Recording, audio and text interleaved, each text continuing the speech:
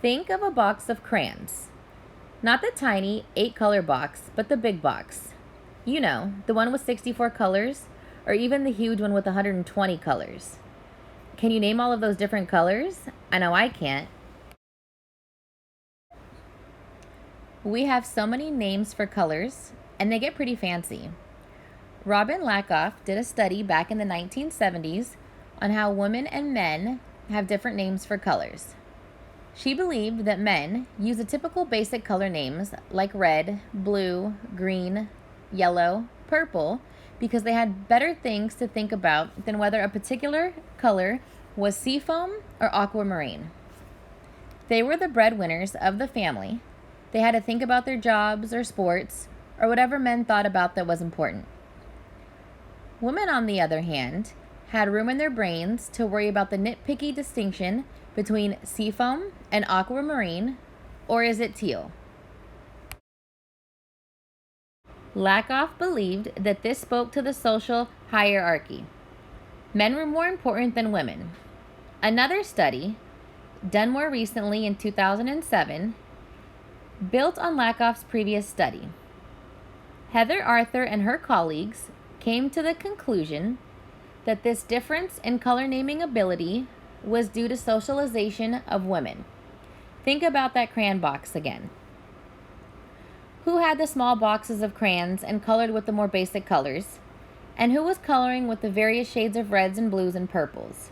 I bet, if you think about it, you can recall girls coloring with a bigger box of crayons. This experiment set out to see how women and men name colors. Do they use basic names like red, blue, yellow, green, purple, orange, the primary and secondary colors, or do they get a bit fancier with their color names, using that rich color lexicon like the 120 count box of crayons?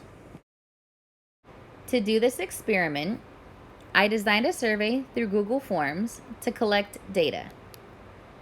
The survey was free response, which posed some challenges as people had spelling variants for different items, or they just didn't know how to spell a word. The survey was anonymous. No name or email address was collected. However, I did include gender, education level, sexual orientation, and employment because I wanted to see if those affected the use of color naming.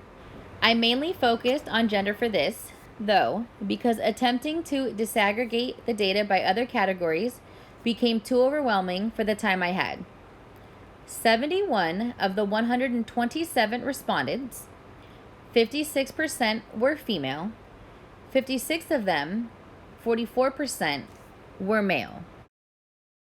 I included a table of the colors I used. It is necessary to refer to the colors by number. They were numbered in the survey, since the entire point of the survey was to see what people would call each color. The respondents for the survey were primarily Hispanic and Caucasian, although people did self-identify in a variety of ways. This scatter plot shows all of the ages of the respondents. In total, 127 people responded. The youngest respondent was 15, and the oldest was 79. Most of the respondents were between the ages of 24 and 40 years old. Graphs 3 and 4 show the job title and highest education level of the respondents. As you can see, there were a variety of different jobs listed, including unemployed. A few of the respondents were teachers, as you can see by the larger sky blue pie piece in graph 3. For the highest level of education, I used a checkbox response, with the last option being other fill in the blank. Almost a quarter of the respondents received a high school diploma. Nearly half at least attended college or attained an associate's degree or higher. 7% of the respondents had a master's degree or PhD. There were a variety of educational levels represented in this survey. The results of the survey were actually quite surprising. Only 2 of the colors, red, color number 8, and blue, color number 6, had responses that fit the hypothesis that women use a wider variety of color names than men. The data from the other 8 colors did not support this hypothesis. These results indicate that times have changed from the 1970s, when Robin Lakoff presented her findings, or even from the 2000s, when Heather Arthur and her colleagues conducted their study. In Table 2, we see the responses for color number 8. The majority of the respondents called this color red. One female called it scarlet red, and one male called it fire truck red. These results support the hypothesis that males use fewer color names than women, but at the same time, they also do not support the hypothesis that females use a richer color name lexicon than males. Table 2 shows the responses for color number 6, blue. A majority of both females and males labeled this color blue. However, males did use 6 other color names, while females use almost 20 different names for this particular shade of blue. These names were consolidated into the other specific name category in this table to conserve space. This particular color supports the hypothesis that women use a richer lexicon than males, but it does not support the hypothesis that males do not have a rich color name lexicon. The study of gender and color naming lexicon is not limited to the English language. In 2017, Galina Paramay conducted an online survey to investigate gender differences in Russian color lexicon. They used previous English language studies on which to base their experiments. They went into great detail about naming the colors. They concluded that women have a richer lexicon when it comes to naming colors because they know more colors and they use more complex or fancy terms. Data from the experiment I conducted correlates with the studies implemented by Lakoff, Arthur, and Paramay in only 2 colors, blue and red. For most of the colors, men used a wide variety of color names, including some names that could be considered elaborate or fancy. In one instance, men used more names for a particular color than women. In Table 3, we see a comparison of female and male responses for color number 3, purple.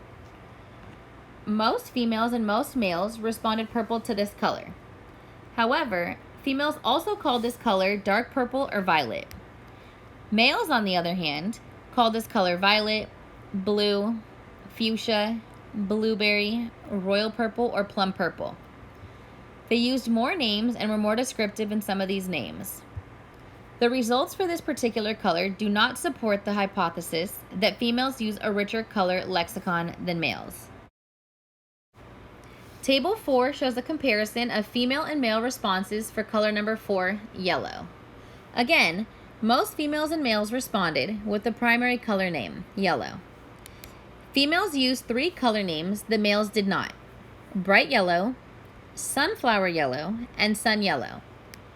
However, male used 3 color names not used by females: yellow pate, which I believe is a typo, but I could not ask for clarification because the responses were anonymous, mustard, and canary. 1 female and 1 male named this color marigold.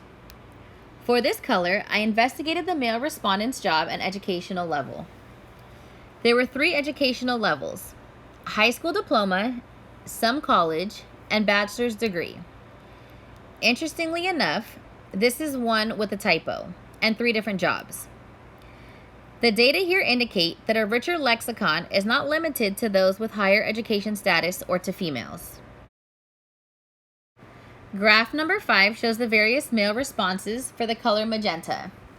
Most responses fell into 4 categories: violet and purple, tied with 12 responses each, magenta with 12 responses, and fuchsia with 6 responses.